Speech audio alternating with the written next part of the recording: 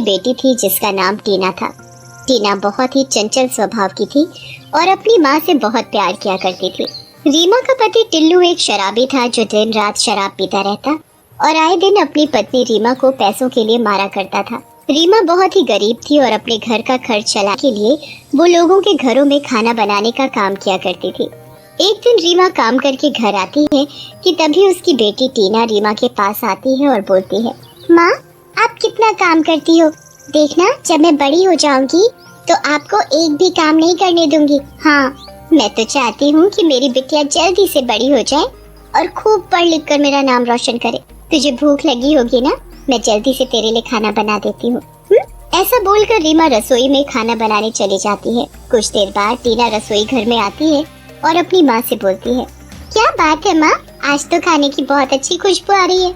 माँ मुझे भी आपके जैसा खाना बनाना सीखना है, प्लीज माँ मुझे भी खाना बनाना सिखाओ ना। हाँ हाँ सीख लेना, पर पहले अपनी पढ़ाई तो पूरी कर ले, फिर मैं तुझे अपने जैसा खाना बनाना सिखा दूंगी, ठीक है।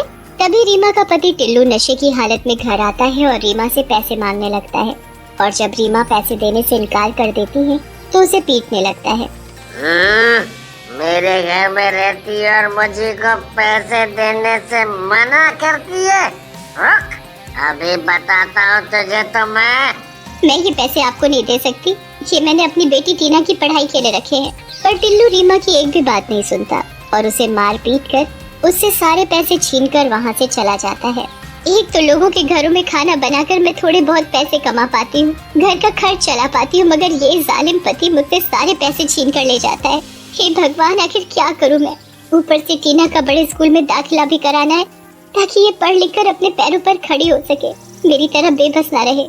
अगले दिन रीमा काम पर जाती है और अपनी मालकिन के घर में खाना बना रही होती है कि तभी वहाँ रीमा की मालकिन आ जाती है और रीमा से बोलती है, सच में रीमा मानना पड़ेगा तुम्हें कि तुम बहुत ही स्वादिष्ट खाना बनाती हो। पता है कल तो चिंटू के पापा भी तुम्हारे बनाए पराठों की बहुत तारीफ कर रहे थे।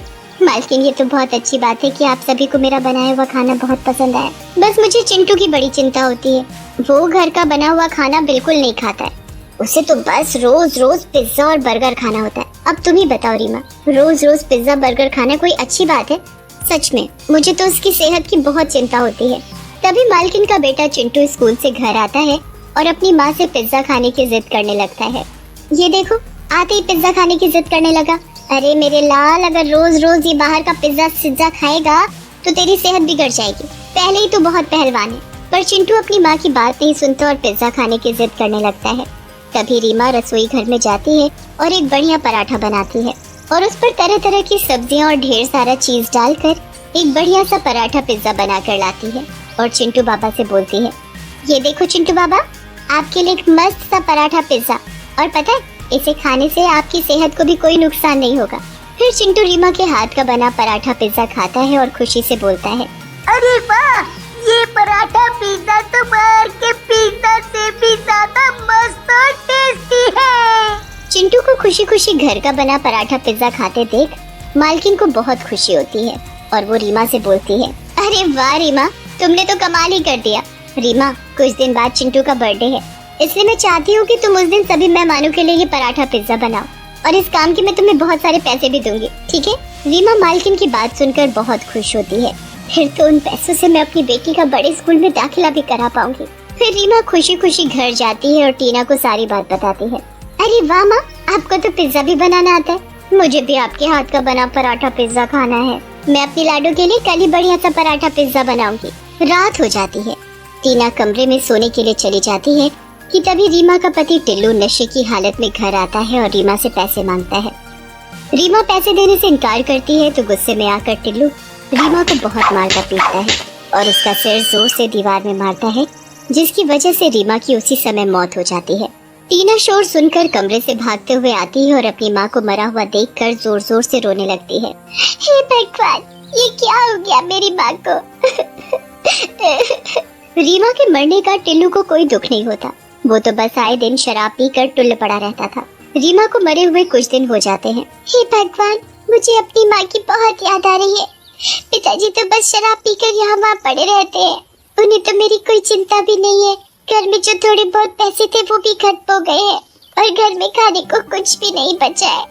हे भगवान, अब मैं क्या करूं? ऐसा बोलकर टीना अपनी माँ को याद करते हुए जोर जोर से रोने लगती है कि तभी टीना के सामने एक चुड़ैल आ जाती है, जिसे देखकर टीना बहुत डर जाती है। हे भगवान, ये चुड़ैल कहाँ से आ गई? टीना बेटी, मैं हूँ तुम्हारी माँ। मरने के बाद मैं एक चुड़ैल बन गई। क्या सच में आप मेरी माँ हो? चुड़ैल फिर से रीमा के रूप में आ जाती है और टीना से बोलती है, हाँ बेटी, मैं ही तुम्हारी माँ हूँ। अब तुम रोना बंद करो। टीना अपनी माँ को देखकर बहुत खुश हो जाती है और अपनी माँ से बोलती है, माँ, आपके जाने के बाद देखो ना सब क्या हो गया है। पिताजी को तो मेरी जरा भी चिंता नहीं है, वो तो बस शराब पीकर पड़े रहते हैं। अब तो घर में जरा भी पैसे नहीं बचे हैं माँ। तुम परेशान मत हो बेटी, सब ठीक हो जाएगा। बेटी, मैंने तुम्हें चिंटू बाबा के बर्थडे के बारे में बताया था ना, तो कल उनका बर्थडे है और मैं सोच रही थी कि तुम मालकिन के घर जाकर सभी मेहमानों के लिए पराठा पिज्जा बनाओ।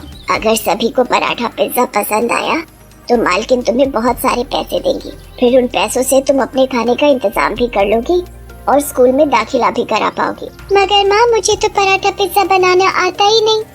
अरे मेरी बेटी, मैं हूँ ना, मैं सब संभालूंगी।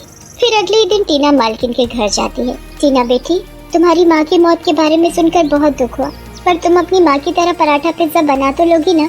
मालकिन, आप चिंता मत कीजिए। ऐसा बोलकर टीना रसोई घर में जाती है कि तभी चुड़ैल भी अपनी जादुई शक्ति से रसोई घर में प्रकट हो जाती है। टीना जैसे ही पराठा बनाती है, चुड़ैल अपनी जादुई शक्ति से पल भर में उस पराठे को ढेर सारी सब्जियों और चीज से एक बढ़िया पराठा पिज्जा तैयार कर देती है। फिर टीना सभी मेहमानों और मालकिन को पराठा पिज्जा खिलाती है। अरे वाह टीना, सच में तुम भी अपनी माँ की तरह ही टेस्टी पराठा पिज्जा बनाती हो। बाकी सभी मेहमान भी टीना के बनाए पराठे पिज्जा की बहुत तारीफ करते हैं। तारीफ सुनकर टीना बहुत खुश होती है और रसोई घर में जाकर अपनी माँ से बोलती है, माँ, बाहर सभी मेहमान आपके पराठा पिज्जा की बहुत तारीफ कर रहे हैं। तभी रसोई घर में मालकिन आ जाती है और चुड़ैल को पराठा पिज्जा बनाते देख मालकिन के होश उड़ जाते हैं। हे भगवान, ये चुड़ैल कहाँ से आ गई?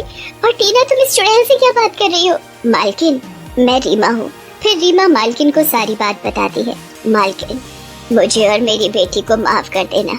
मैं तो बस पराठा पिज्जा बनाने में अपनी बेटी की मदद कर रही थी, ताकि आप खुश होकर उसे ढेर सारे पैसे दे सके और उन पैसों से टीना अपने खाने का इंतजाम कर सके और हो सके तो बड़े स्कूल में दाखिला भी करा पाए।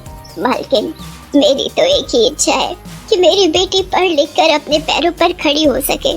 चुड़ैल की बातें सुनकर मालकिन का दिल पसीज जाता है और वो चुड़ैल से बोलती है, मरने के बाद भी तुम्हें अपनी बेटी की कितनी फिक्र है, इसलिए मैं तुम्हारी इच्छा पूरी करूंगी। मैं तुम्हारी बेटी का बड़े स्कूल में दाखिला कराऊंगी ताकि वो अपनी पढ़ाई अच्छी से पूरी कर सके। फिर मालकिन अपने पर्स से ढेर सारे पैसे निकालकर टीना के हाथ में देती है और बोलती है, ये है तुम्हारा इनाम। तुम दोनों ने इतना टेस्टी पराठा पिज्जा जो बनाकर खिलाया है, तो इनाम तो बनता है ना।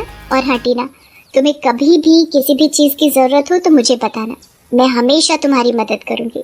मालकिन की बातें सुनकर चुड़ैल की आंखों में आंसू आ जाते हैं। फिर चुड़ैल और टीना मालकिन का हाथ जोड़कर धन्यवाद करते हैं और वहाँ से चले जाते हैं। देखा बेटी, मैंने कहा था ना कि सब ठीक हो जाएगा।